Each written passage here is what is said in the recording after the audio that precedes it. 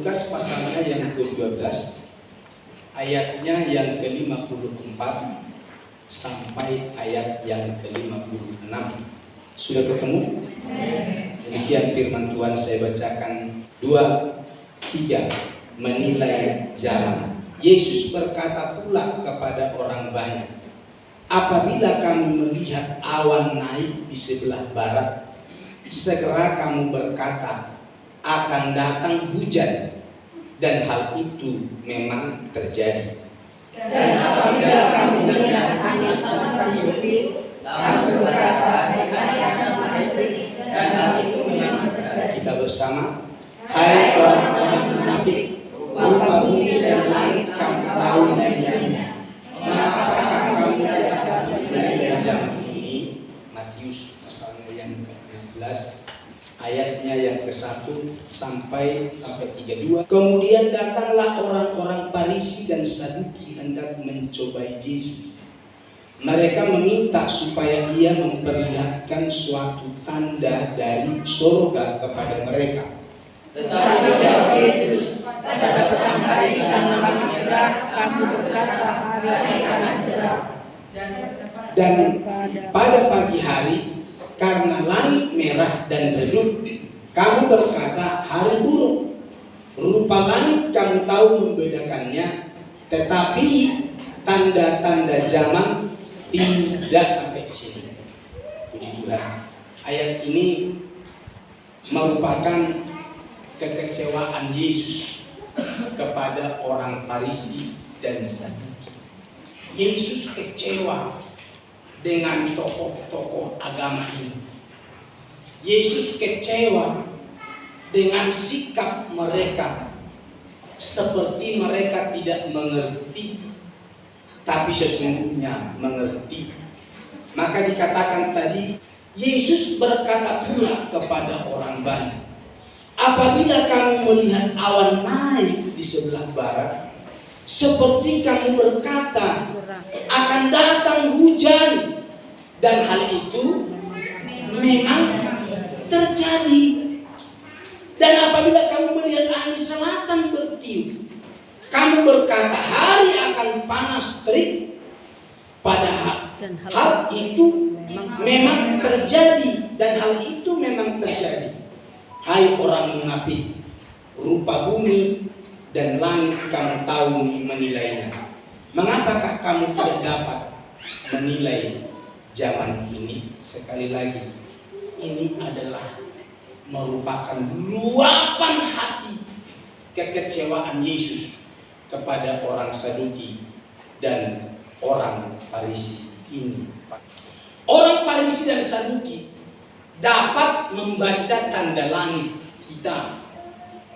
Kalau kita lihat cerah, hari ini tidak akan hujan.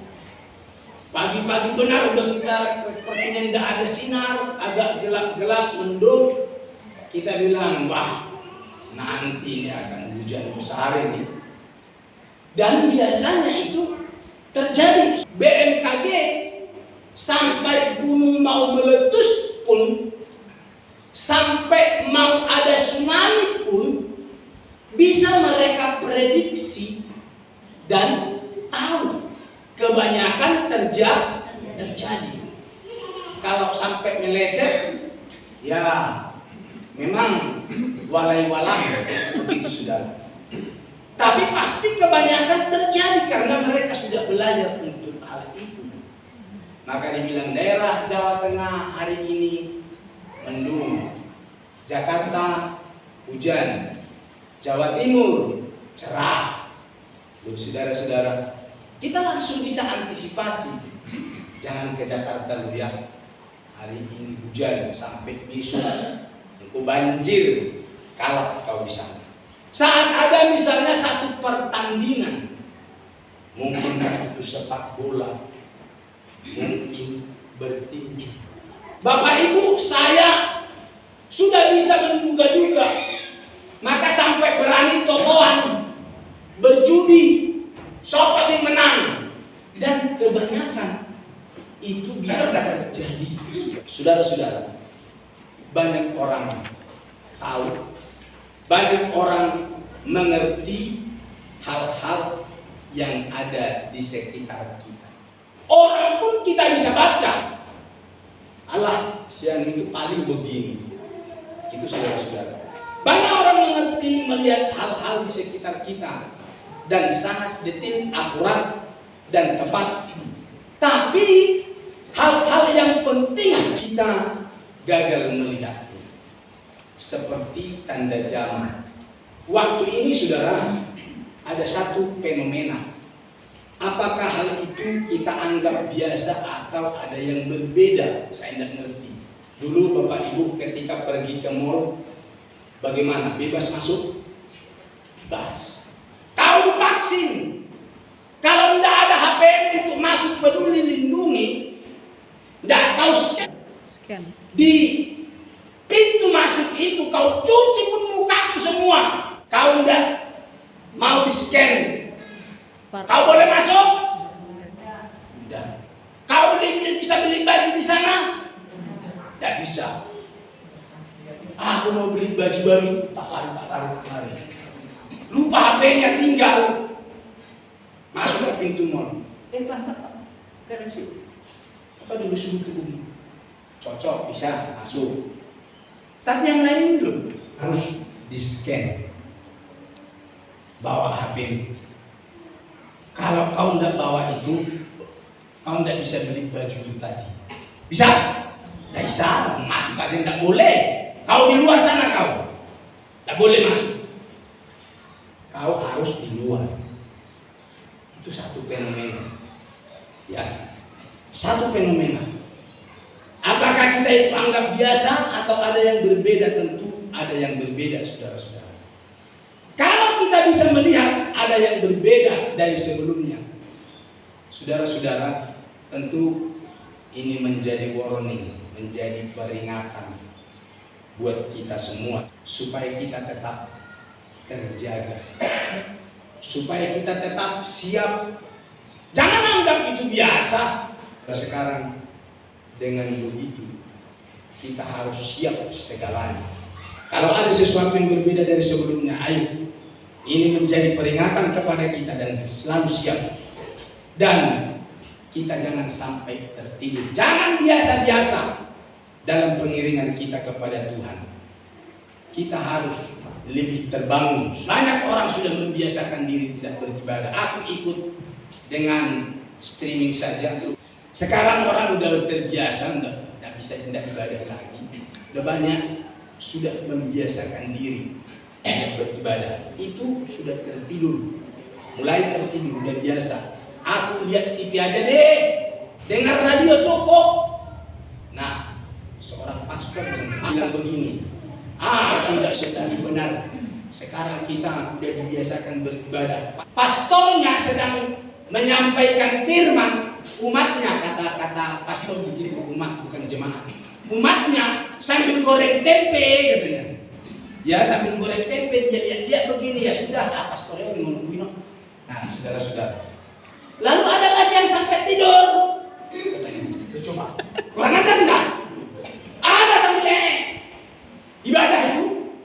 Loh, kadang-kadang memang benar tak pikir.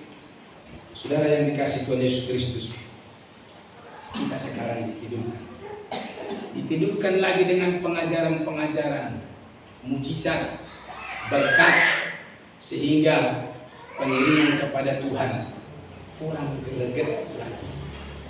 Sudah biasa, tidak ada yang hidup lagi, saudara-saudara. Sudah biasa, tidak greget, tidak ingin lagi untuk ibadah. Saya mau ingatkan kepada kita, mari pengiringan kita kepada Tuhan jangan biasa, tapi teruslah menyala. Amin. Terus menyala, saudaraku yang dikasih Tuhan. Semangat, jangan sampai tertidur. Jangan karena pengajaran tentang mujizat, pengajaran tentang berkat kita tertidur. Ya, Alkitab bilang dalam Ibrani pasalnya yang ke-6 ayat 1. Coba bacakan. Sebab itu marilah kita tinggalkan asas-asas Nah, pertama dari sebab itu Kristus. marilah kita tinggalkan Asas-asas pertama asas-asas pertama dari ajaran tentang Kristus tentang ya terus tentang dan beralih kepada perkembangannya yang penuh. ya Janganlah kita meletakkan lagi dasar pertobatan. Jangan lagi letakkan dasar pertobatan. Bukan itu sekarang. Percaya Yesus selamat bukan cuma begitu. Kau harus makin meningkat. Harus buka pikiran hati kita untuk Tuhan. Bukan lagi pada asas-asas pertama soal pengajaran tentang percaya Yesus. Bukan itu lagi. Banyak gereja begitu. Pokoknya udah ibadah, udah dengar khotbah dari mimbar sana, rasa-rasanya udahlah, udah ke surga. Belum. Itu belum. Jangan lagi pada asas-asas pertama. Yaitu ajaran tentang pelbagai pembaptisan, penumpangan tangan, kebangkitan orang-orang mati, dan yang begitu aja kita tidak mampu kok. Belum mampu. Itu baru yang dasar-dasar saja. Kalau kita mau jujur di sana kita juga belum lulus. Padahal Tuhan mau peningkatan kepada kedewasaan penuh. Supaya pengiringan kita kepada Tuhan jangan biasa, tapi harus lebih lagi. Jangan sampai kita tertidur.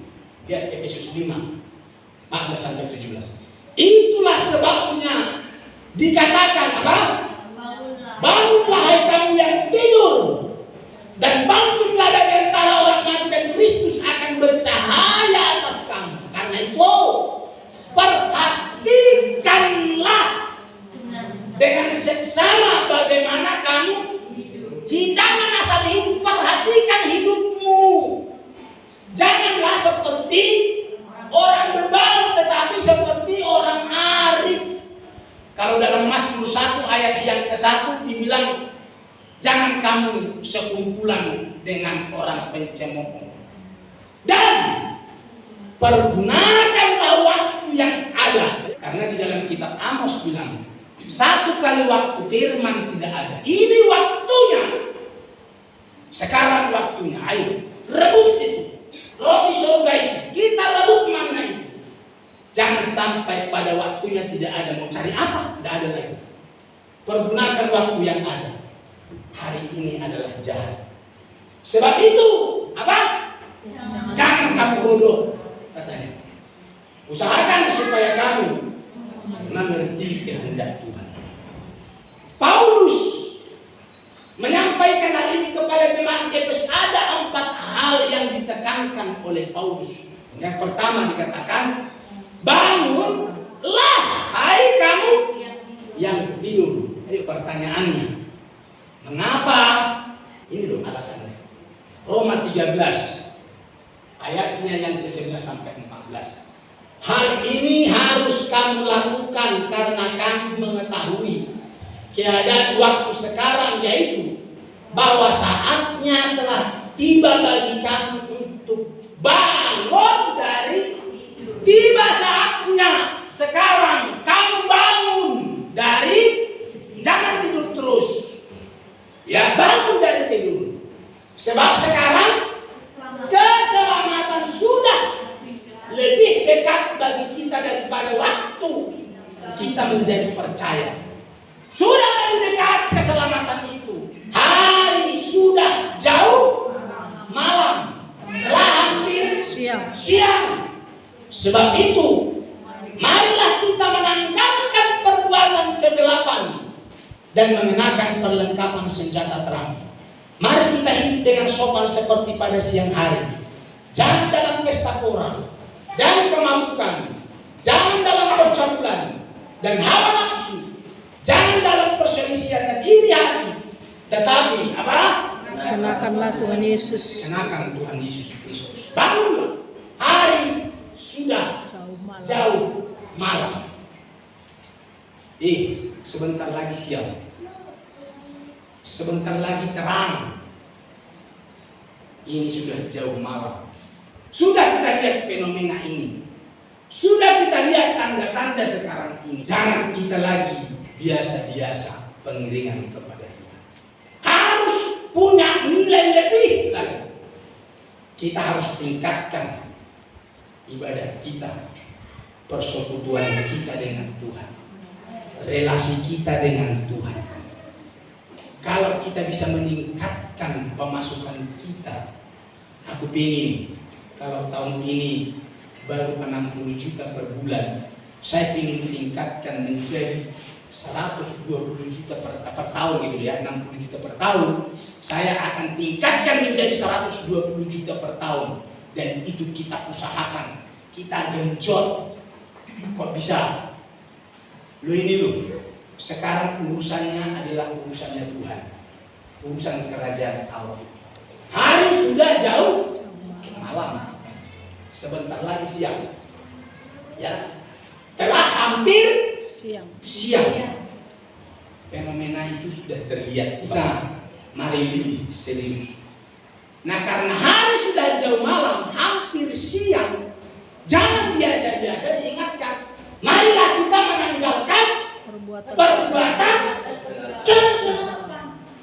Karena waktunya sudah hampir siang. Jangan kita berkumpul dengan perkumpulan bukan tidak bisa berkawan. Sikap kita menjadi sama dengan mereka. Kalau Roma 12 bilang, berubahlah oleh pembaharuan dan kenakan perlengkapan senjata terang. Sambut dia, gunakan perlengkapan senjata terang. Persiapkan diri kita dengan kebenaran firman, pengajaran yang benar. Apa yang ditanggalkan perbuatan kegelapan itu? Yang kedua itu ayat 13. Jangan dalam pesta pora dan kemabukan. Jangan dalam percabulan dan hawa nafsu. Jangan dalam perselisihan dan iri hati. Tanggalkan ini semua perbuatan kegelapan. Kalau ada di kita ini masih suka iri hati, itu perbuatan kegelapan, tanggalkan karena sudah hampir siang. Dan bersiang, saudara. Jangan lagi hidup dalam poya-poya. Jangan lagi hidup dalam kesenangan daging kita ini. Wes, menyerahlah kepada Tuhan. Sudah hampir siang. Saudara-saudara, ini percabulan ini karena kita tidak keluar ternyata. Aku makin banyak keluar, makin lihat-lihat. Itu seperti tidak dosa lagi saudara-saudara menggauli istrinya orang. Pokoknya kau bisa ajak makan tok. Tidak usah kau pakai duit besar-besar. Dan pintu wes jadi. Wah, makin hebat dunia ini. Makin gelap, bangunlah. Hai kamu yang tidur. Yang kedua, perhatikan seksama. Bagaimana kamu hidup. Seperti apa kita harus hidup. Sebab itu jadilah penurut Allah seperti anak kekasih. Kalau kita memang anak kekasih, kita jadi penurut kok sama firman. Bukan cuma Bapak Ibu, saya juga harus ikut di dalamnya, nurut. Karena kita harus hidup seturut dengan Tuhan. Bapak Ibu kira-kira mau tidak manut sama Tuhan? Halo? Kita wujudkan itu. Kita lakukan itu, tunduklah kepada Tuhan. Kira-kira nih anak ini bokon, dak pergi-pergi, angel rapi. Nah, Gusti Yesus dibilang kita tidak manut dan nurut. Kalau bisa kita cek aja, tapi Tuhan tidak lakukan begitu. Saya yang sabar. Sampai gue manut, sampai gue simbolon manut, tak sabar. Anda setia setia. Yesus masih sabar. Manut. Sudah waktunya siang, sebentar siang, ayo lebih serius, lebih bersungguh cari Tuhan. Maka ada lalu kita itu bilang, aku mau melayani Tuhan. Perhatikan bagaimana kamu. Yes. Jadi menurutnya Tuhan. Ku mau melayani Tuhan. Salah satu wujudnya kepenurutan kita kepada Tuhan. Nurut sama Tuhan. Dengan kita rela dan mau melayani Tuhan, dan memang tantangannya berat. Jalan yang sempit harus ditempuh. Jadi hamba Tuhan itu melayani Tuhan itu tidak enak, saudara. Yang ketiga, pergunakan waktu itu tidak bisa diputar kembali, waktu berjalan terus. Kalau kita di masa lampau pernah melakukan kesalahan, kejahatan, dosa, cabul dan lain sebagainya, lalu kau ngerti sekarang kebenaran. Wah, ini aku ngerti deh, ben saya tidak melakukan. Seandainya Tuhan izinkan saya kembali kepada waktu itu, saya tidak lakukan. Saudara, terlambat. Karena kau sudah lakukan, terlambat. Tidak ada artinya. 2 Korintus 2. Sebab Allah berfirman, pada waktu aku berkenan, aku mendengarkan engkau. Apabila hari aku menyelamatkan, aku akan menolong engkau. Sesungguhnya waktu inilah adalah waktu ini, waktu perkenanan itu.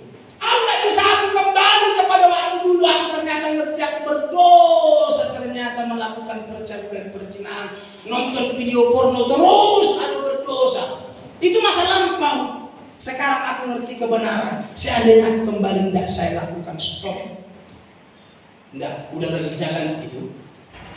Sekarang yang kita lakukan apa, saudaraku yang dikasih Tuhan? Karena tidak bisa kembali. Yang bisa kita lakukan adalah berhenti. Stop lakukan dosa. Jangan lagi lakukan. Amin. Kau tidak bisa kembali lagi. Tapi jangan lakukan lagi ke depan seperti yang kau lakukan kemarin. Berhenti, jangan lagi lakukan percabulan, dosa, perzinahan itu, saudara-saudara. Karena dikatakan sungguhnya waktu ini adalah waktu perkenanan itu. Sesungguhnya hari ini adalah hari penyelamatan. Jangan lakukan lagi dosa. Kalau kau kemarin tipu orang, jangan lagi lakukan sekarang. Berhenti, jangan tipu orang lagi.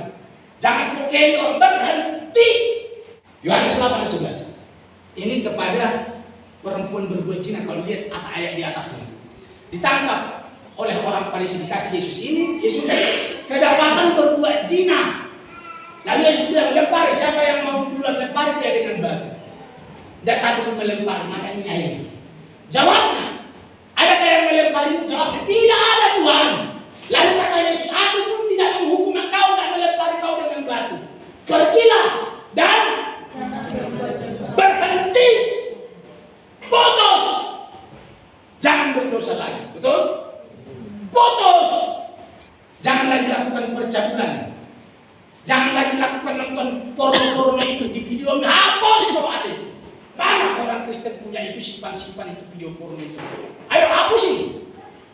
Kau hidup dalam dosa. Sekarang putus. Bapak Ibu, ayo. Ini loh kebenaran. Dikatakan tadi, yang ketiga, pergunakan waktu yang ada. Ini waktunya, jangan tunggu besok, putus sekarang.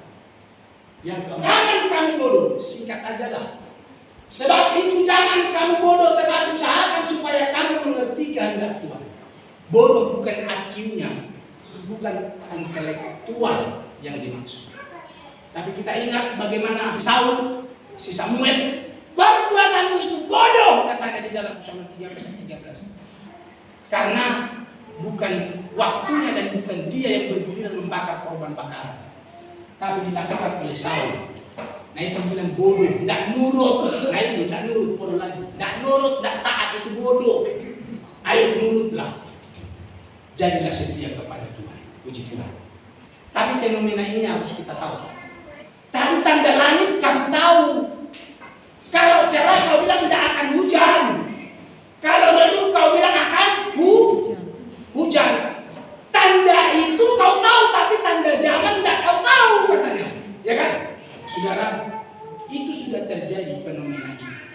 Fenomena apa saat ini terjadi dan perlu kita terbangun melihatnya? Wahyu 13 ayat 17. Dan tidak seorang pun yang dapat membeli atau menjual selain daripada mereka yang memakai tanda itu, yaitu nama binatang itu atau bilangan namanya. Tidak usah dulu sampai ke 666 karena belum. Kita tidak ngomong antikris dulu. Tapi lihat, ini satu fenomena sudah terjadi. Tidak seorang pun yang dapat membeli atau menjual selain daripada mereka yang memakai tanda. Saya bilang contohnya tadi ke mall, kau tidak bisa lagi masuk kalau tidak ada itu. Kau mau minum kopi sekarang di kafe-kafe itu, harus pakai itu. Mungkinkah nanti pasar tradisional seperti pasar musuhan ini akan ada? Bisa jadi. Kalau ke mall kau tidak bisa masuk, tidak ada peduli lindungimu, lalu dibuat di musuhan, kau belanja di mana? Fenomena yang sudah ada. HP-mu ada, tidak peduli lindungimu. Tapi kalau antikris masa sembunyi-sembunyi sih, rahasia-rahasia begitu, pasti kontan dia bekerjanya. Bilang. Tapi dengan sekarang kita sudah dibiasakan. Jadi ini sudah ada tanda dan didorong kita ke sana. Inilah fenomena saat ini terjadi. Fenomena lain, ya. Dan kepadanya diberikan kuasa untuk memberikan nyawa kepada patung binatang itu.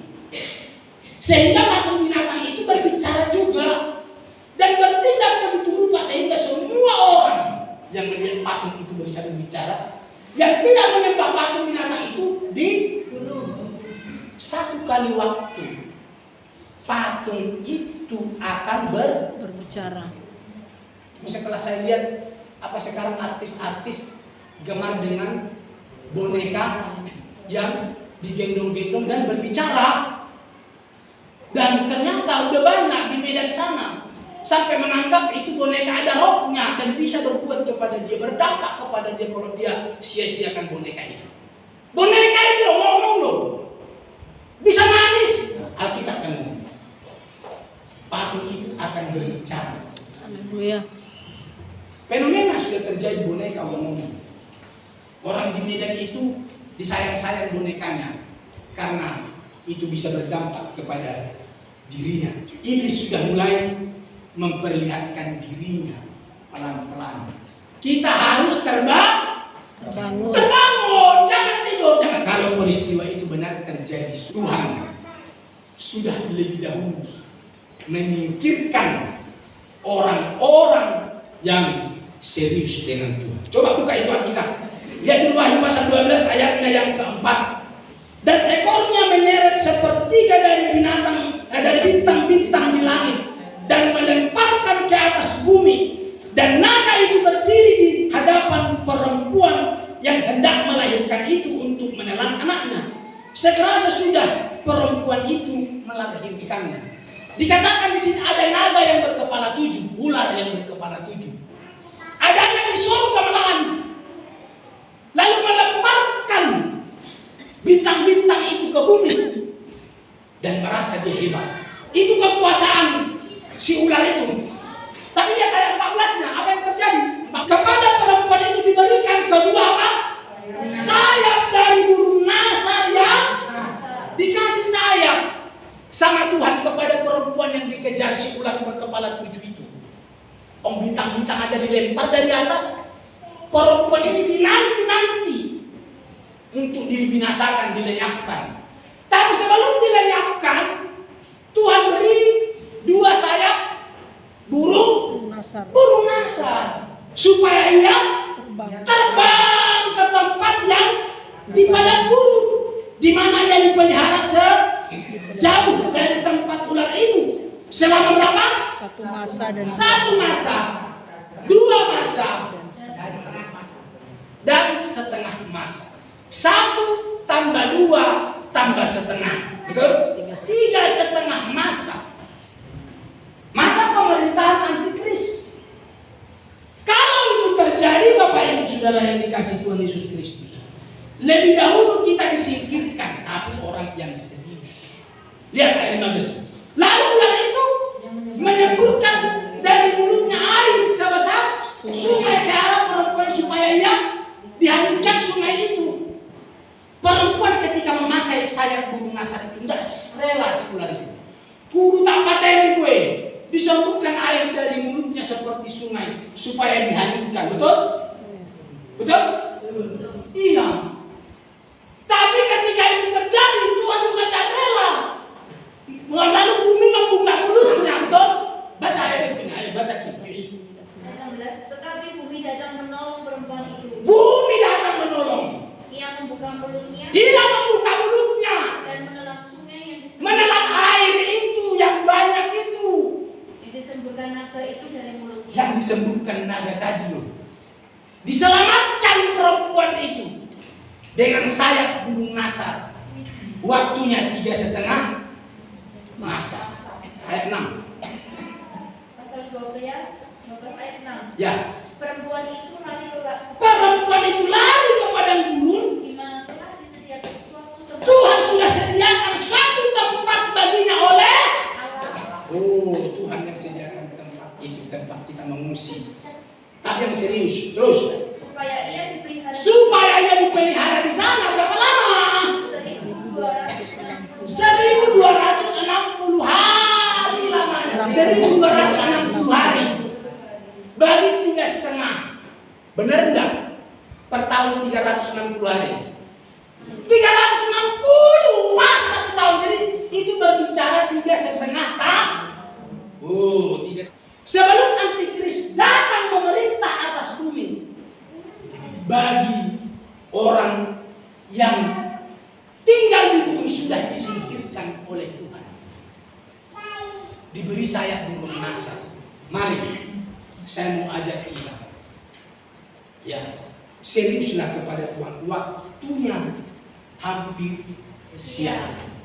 Tanda itu bisa kita lihat cuaca terang akan terang, redup akan hujan. Tanda itu kau tahu. Tanda zaman kau nggak tahu. Padahal di depan mata kita. Saya punya teman itu, saya mau mengungsi ke hutan saja. Sampai sekarang dia tidak dipaksa dikejar-kejar terus. Tinggal dia dengan anak bontotnya. Dan tidak dia sekolahkan lagi katanya. Wah, bodoh nanti anakmu. Gak apa-apa biar bodoh, tapi ke surga katanya. Wah, ini makin kualat ini orang. Ya, sampai sekarang belum dipaksa dan dia mau masuk ke hutan. Ya, semua aset-aset mau dipindah tangankan dan dia katanya mau ke hutan. Wah, kau jangan begitu. Antikris itu tidak seperti sampai harus frontal kelihatan, tidak begitu sendiri.